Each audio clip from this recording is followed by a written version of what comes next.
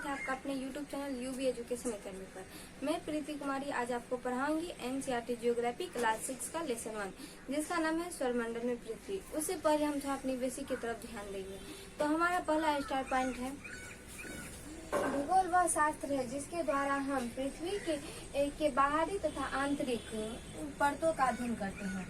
तो इसका अर्थ हुआ कि भूगोल जो है उसमें हम पृथ्वी से जुड़ी यानी पृथ्वी के बाहर क्या होता है नहीं होता है, कौन सी प्रक्रिया चलती है, और पृथ्वी के अंदर यानी कि हम लोग जैसे पृथ्वी के अंदर ही रहते हैं तो हम किस परत पे रहते हैं, हमारे नीचे क्या है, हमारे ऊपर क्या है, इन सब का अध्ययन जो है हम जियोग्राफी यानी कि भूगोल के द्वारा ही करते हैं।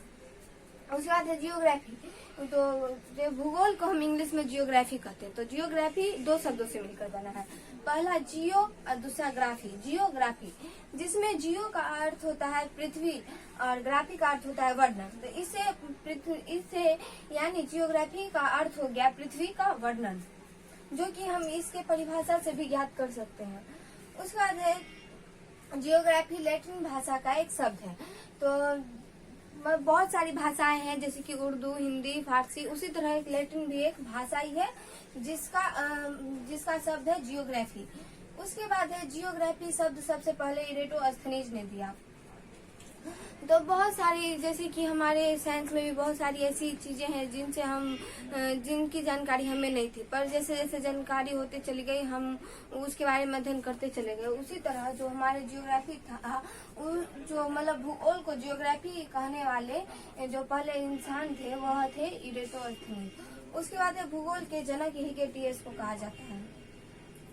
तो आप मतलब कि आप ये भी सोच सकते हैं कि जियोग्राफी जो है वो तो शब्द इसने दिया, तो फिर हम हिकेटियस को क्यों जो भूगोल का जनक कहते हैं। तो भूगोल का जनक जो है यानी भूगोल की उत्पत्ति जो हुई वो इन्हीं के द्वारा हुई, पर उसको इंग्लिश में अनुवाद जो किया वो किए थे इरेटोस्थनीज। उसके बाद इरेटोस्थनीज ने एक पुस्तक लिखी थी जस्ट पीरियड्स।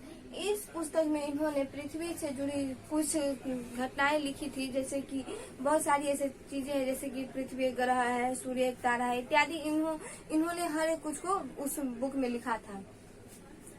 उसके बाद है व्यवस्थित भूगोल के जनक इरेटोस्थनीज थे। इन्होंने पुस्तक तो लिखी थी जस्ट पीरियड्स।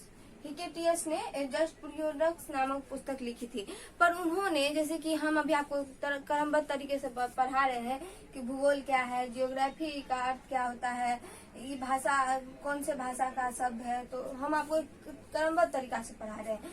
पर इन्होंने हिकेटियस ने जो पुस्तक लिखी थी उसमें इन्होंने क्रमबद्ध तरीके से नहीं लिखा था। इन्हें जिस चीज की जानकारी जैसे हुई उन्होंने वैसे लिख दिया, पर इन्होंने इरेटोस्थनीज ने इसे पूरा व्यवस्थित करके यानी क्रमबद्ध तरीकों से लिखा, इसलिए इसे व्यवस्थित भूगोल के जनक कहा जाता है।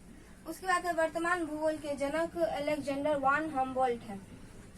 तो वर्तमान अभी प्रेजेंट में जो हम जियोग्राफी पढ़ते हैं मतलब कि अभी के समय में हम जो जानते हैं जियोग्राफी से हम जो कुछ सीखते हैं उसका जो जनक है वो है अलेक्जेंडर वान हम्बोल्ट। तो इन्होंने एक पुस्तक लिखी थी जिसका नाम था कॉस्मोस। अब हमारा अगला टॉपिक है पूर्णिमा। तो यहाँ लिखा हुआ है कि पूर्ण चंद्र को हम लगभग एक महीने में एक बार ही देखते हैं और इसी दिन को हम पूर्ण चंद्रमा वाली रात्रि या फिर पूर्णिमा की रात्रि कहते हैं। तो यहाँ एक क्वेश्चन भी आता है कि पूर्ण चंद्रमा को हम रोज देखते हैं, पर हमारा टॉपिक है कि पूर्ण चंद्रमा को हम कब देखते हैं। तो पूर्ण चंद्रमा को हम महीने में एक बार ही देखते हैं और उसी दिन को हम पूर्ण चंद्रमा वाली या फिर पूर्णिमा की रात्रि कहते हैं। यानी जिस दिन हमको चांद जो है पूरा वृत्त की तरह दिखाई देता है ऐसा, उसी दिन को हम पूर्णिमा कहते हैं। इसके बाद है पूर्णिमा के 15 दिन बाद हम चंद्रमा को नहीं देख सकते हैं और इसे नए चंद्रमा वाली या फिर अमावस्या की रात्रि कहते हैं। तो पूर्णिमा के 15 दिन बाद यानी कि 16वें दिन हम चंद्रमा को नहीं देखते हैं। पूर्णिमा के 16वें दिन हम चंद्रमा को नहीं देखते हैं और इस दिन को हम अमावस्या कहते हैं। ठीक है, तो अब आप ये बोलिए अमावस्या तो ठीक है, पर इसे हमने चंद्रमा की रात्रि क्यों बोलते हैं। तो ये दिन मतलब कि 15 दिन के बाद तो ये दिखेगा नहीं, यानी 17वें दिन से ये जो फिर से अपना आकार बनाना शुरू कर देता है, तो फिर से ये ऐसा हो जाता है। तो इसलिए हम अमावस्या की रात्रि को नए चंद्रमा की रात्रि भी कहते हैं।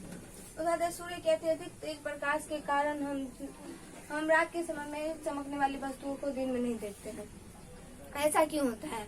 तो ऐसा इसलिए होता है, जैसे कि आप मान लीजिए कोई टॉर्च बांटती है, उसके बाद थोड़ा सा एक अथी बाहर, मतलब कोई जिसमें बहुत सारा कम प्रकाश हो, तो उसको आप जलाएं, तो जलाने के बाद क्या होता है कि हमें जो ज्यादा प्रकाश वाली वस्तु रहती है वो थोड़ा प्रकाश वाले को ढक देती है, जिसके कारण हमें वो दिखाई नहीं देता है।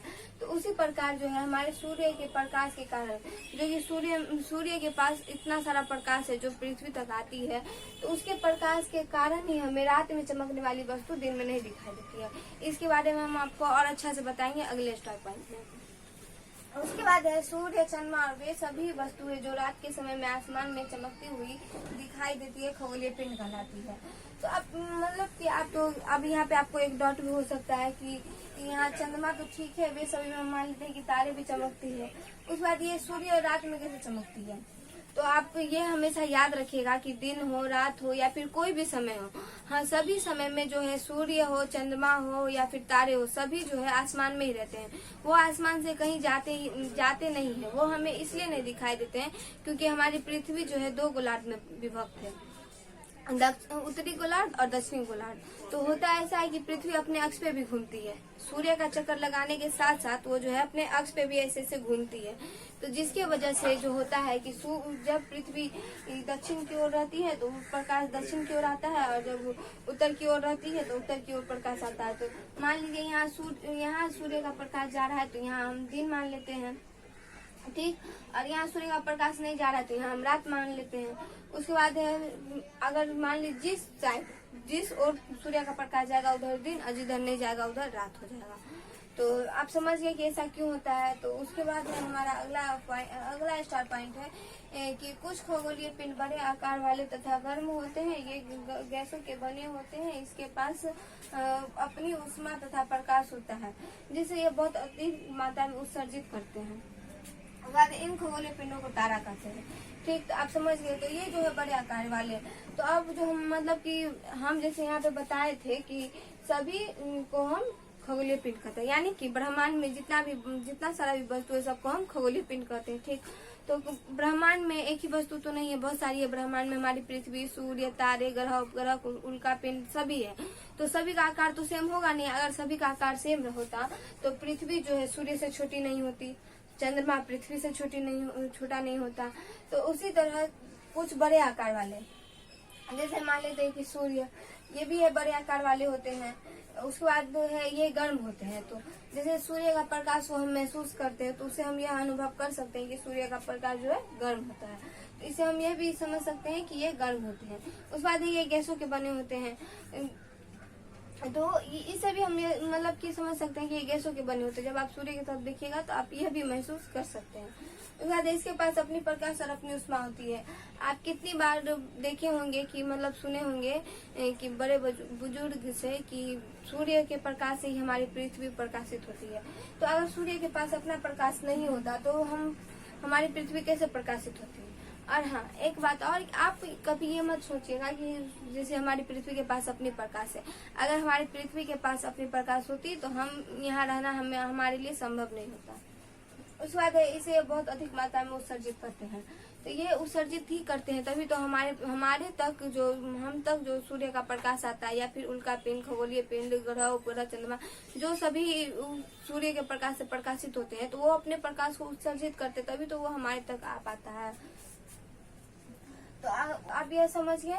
तो आप इन खगोलीय पिंडों को ही तारा कहते हैं।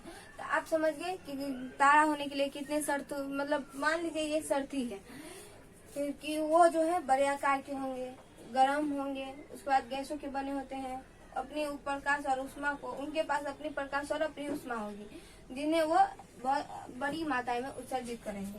तो अब आप समझ गए कि हम तारा किसे कहेंगे। मैं अपनी वीडियो को यहीं समाप्त करती हूँ।